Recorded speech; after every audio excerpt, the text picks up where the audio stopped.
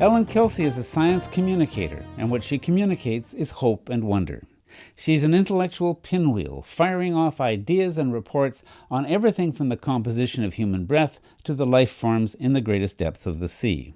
She's a huge fan of the intellectual adventure that goes by the name of science, a brilliant teacher, and an internationally renowned author, particularly of children's books.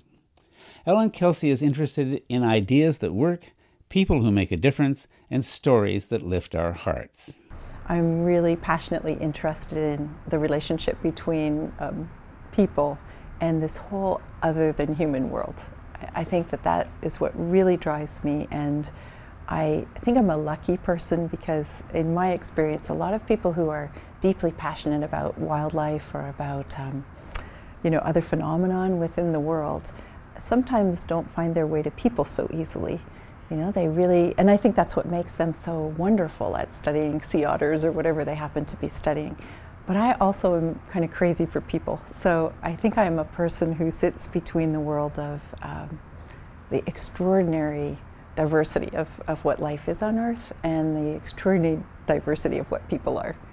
So you're kind of a bridge. Huh? I think I am, yeah. And I'm constantly interested in going to the edge of another field to see what is going on that is, can permeate between those fields. I like moving between fields. Well, from what I see from your work, you're the last thing from a specialist. I am. I think what I see is, you've come to care very, very much about hope and about the despair that many people feel when they go where you are. Yeah, and I think part of that moving around edges and sort of constantly trying to see how things fit has enabled me to look in very broad ways. So by following different fields of science, for example, I was lucky enough to work with whale biologists years ago, almost 30 years ago, when I worked at the Vancouver Aquarium, and so I knew a little bit about how did whale biologists think about whales at that time. And then I went on to do some children's books about whales, so touched back in again to see how ideas in that field were moving, and then did a book on whales for adults. And what I was able to see through that was this real emergence of an understanding beyond sort of here are these species and where do they go, into this, more and more recent ideas about the culture. Different whales have different cultures, different whales of the same species have different cultures, and now just, this last month, the recognition that from that different culture we end up with different genetic backgrounds that are driven by culture, something we thought up until this point was only something that humans could do, where culture would drive genetic difference.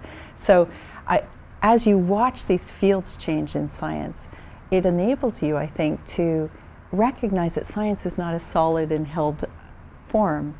And I think this relates to hope in the sense that stories change. Things change over time. And the story of doom and gloom, which has permeated the way we speak about the environment, no matter where you go in the world and talk to people about the environment, that story of a wonderful place that is now wrecked is very common. And I guess in my life, I enjoy, there is never one story. There should never be one story. In a healthy democratic world, there should be multiple stories that are all, rich food for conversation. So the fact that something as extraordinary as all life on Earth is encapsulated with one doom and gloom story, to me just cannot be the way that it should be. And so that led me to look more deeply into the psychology of hope, and more, in recent times, more towards philosophical stances on hope, all grounded within what is really happening in the all of these conservation efforts that we've been doing since the 70s that came out of the environmental movement. And what's remarkable to me is how much really is shifting at the same time as we have terrible environmental problems. And I'm the first to tell you they're urgent and they're horribly worrying. But we also have successes. And there's successes we don't hear about because we're so locked in that story of doom and gloom. So that's really my passion right now. I have been very lucky in life to be able to live a life where I am able to learn a lot every day. And I think hope is engendered by hearing of what others are doing, and it gives you strength. Elin Kelsey, the anathema of apathy, the high priestess of hope. The Green Interview is also about hope, Most of the people we interview are leading the way to a satisfying and sustainable future. I introduce a number of these inspiring people in my TEDx talk, What Can One Person Do? And the Green Rights Project, which has preoccupied the Green Interview team for 4 years, is largely about lawyers, citizens, and legal initiatives that give us hope. You'll find out more about that at www.greenrights.com. For the Green Interview, I'm Silver Donald Cameron, and I hope that you'll visit us again soon.